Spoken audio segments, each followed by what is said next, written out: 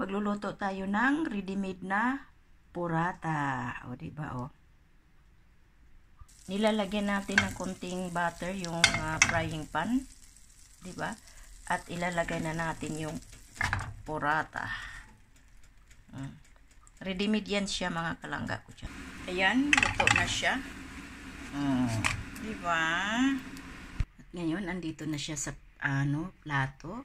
At lalagyan natin siya ng mayonnaise. O, diba?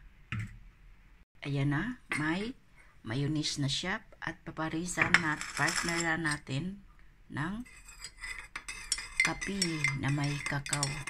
O, diba?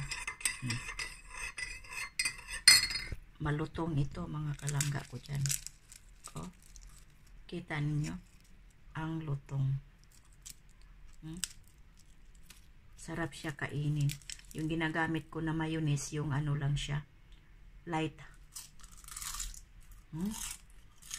Sarap. Yummy. Ito ang almusal natin.